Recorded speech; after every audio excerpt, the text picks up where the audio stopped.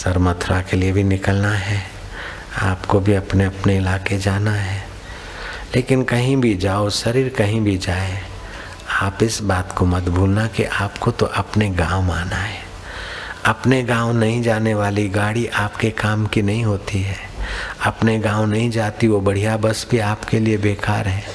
अपने गांव जाने वाली गाड़ी या बस, चाहे उसमें सीटें फटी हो, चाहे उस बस का रंग रोगन सादा हो, फिर भी अपने गांव जाने वाली बस गाड़ी आप पकड़ लेते हैं। ऐसे अपने अंतरात्मा गांव में जाने वाली विचारधारा को आप पकड़ें। फालतू विचारधारा में समय मत गंवाएं। सब आगरा लोकल कितने बजे जाती है? अहमदाबाद से बोले 11:05। बोले दिल्ली मेल, बोले इतने बजे। सर ये बताएंगे कि सर्वोदय एक्सप्रेस, बोले सुबह 12 बजे। अच्छा तो ये बता सकते हैं कि कर्णावती, बोले सुबह 5 बजे। अच्छा शताब्दी कितने बजे जाती है? बोले साहब 1:45 बजे।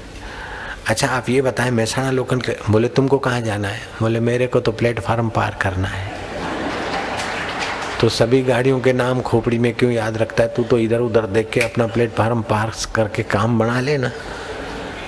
ऐसे आपको तो संसार से पार जाना है, दुखों से पार जाना है, अहंकार से ईर्ष्या से पार जाना है।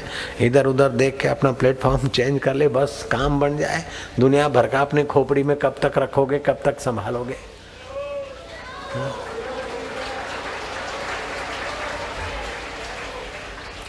बुद्ध के पास एक सेठ आया कि भंते उपदेश दीजिए, मुक्ति का मार्ग बताइए। तो सेठ की चंचलता और हाथों से तिनका तोड़ता, आंखों की पुतली हिल रही। बुद्ध ने कहा उपदेश मुफ्त में मिलेगा तो कदर नहीं होगी, कुछ सेवा करो। बोले भंते मेरे घर आप भोजन स्वीकार करें तो भाग्य मानूंगा, वो कल आऊँगा। उसने तो व्यंजन बनाए, तो क्या क्या बनाया। अब व्यंजनों के नाम लेकर मैं खाम खा आपके मुँह में गंदगी पैदा करूँ। आसक्ति हुई ना, मुंह में पानी आ जाए तो गंदगी तो है, और क्या है।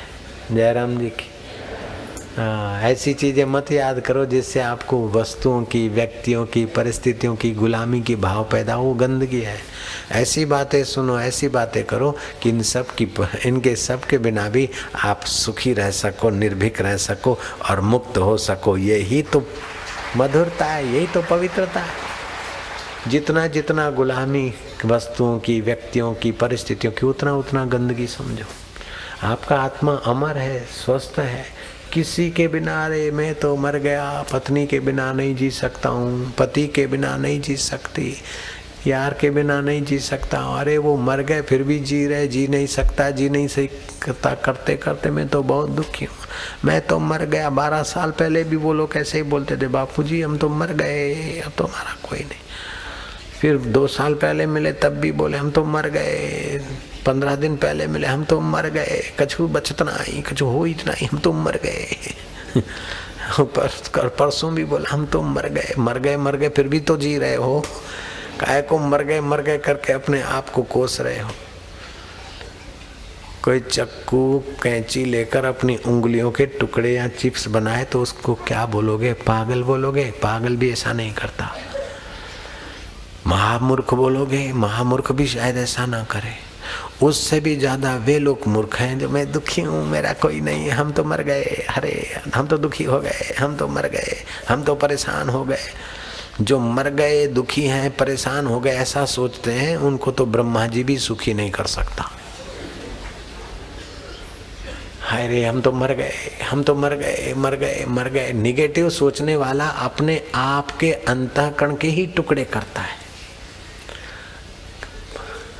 नकारात्मक विचार, दुखाकार विचार, ऐसे विचारों को कभी महत्व न दो, ऐसे विचारों को कभी पोषो मत, ऐसे विचारों को सुनो नहीं जिस विचारों से द्वेष बढ़े, ईर्ष्या बढ़े, हीनता बढ़े, दीनता बढ़े, आकर्षण बढ़े, विकर्षण बढ़े, बहिर्मुखता बढ़े। ऐसे विचार और कर्म विष की नाई छोड़ते जाओ और उन्हीं विचार और कर्मों को करो जिससे आनंद बढ़ता है, शांति बढ़ती है, संयम बढ़ता है, एकाग्रता बढ़ती है, भगवान के तत्व का ज्ञान की जिज्ञासा बढ़ती है, भगवत जनों का संग बढ़ता है, स्वतंत्र सुख पाने का रास्ता मिलता है, ऐसे बनने चाहिए। बहादुर कब किसी का आसरा एहसान लेते हैं, वही कर गुजरते हैं जो दिल में ठान लेते हैं। बहादुर मर्द का सभी लोहा मानते हैं। अरे भाई इसने तो भगवान को पा लिया, अरे ये तो महापुरुष है, लोहा मान लेते हैं। राज फतेह करना इतनी बहादुरी नहीं है जितना अपने हल्के विचारों के सिर पर पैर रखकर मन पर थोड़ा मन की लगाम पकड़ के मन पर सवार हो जाना, ये बहादुरी है। बहादुर मर्द कब किसी बहादुर कब किसी का आसरा एहसान लेते हैं, वही कर गुजरते हैं जो दिल में ठान लेते हैं। बहादुर मर्द का सभी लोहा मान लेते हैं, जो है कमजोर उसी का पकड़ सब कान लेते हैं। जो कमजोर है उसी के सब कान पकड़ते, अरे तू तो ऐसा है, तू तो ऐसा है, तू तो ऐसा। जो बहादुर है उसके आगे तो सब मत्था टेकते। तो आप अपने मन को निगेटिव से हटाइए, मन को विकारों से हटाकर बहादुरों की बहादुर तो आत्मसत्ता है, जिसके आगे शरीर बल, मनोबल, बुद्धि बल, संगठन बल नन्हा हो जाता है। वह आत्म बल में विश्रांति तो सभी कोई पा सकते हैं। सब प्राइम मिनिस्टर नहीं हो सकते, सब कलेक्टर नहीं हो सकते, सब हाथी या शेर नहीं बन सकते, लेकिन सब जहाँ से पाते उस दाता के प्यारे दीवाने दुलारे तो बन ही सकते हैं। तो जो आप कर सकते हैं वही कर लीजिए ना, और जो आपके लिए सार है उसी को समझ लीजिए। तो सेठ ने भोजन बनवाया, व्यंजन बनवाए। बुद्ध को पता चल गया कि खीर भी बनी है, फलाना भी बना है। बुद्ध भिक्षा पात्र लेकर सेठ के द्वार अलग जगह है, उसके पहले भिक्षा पात्र रास्ते में से गोबर उठाकर भर लिया।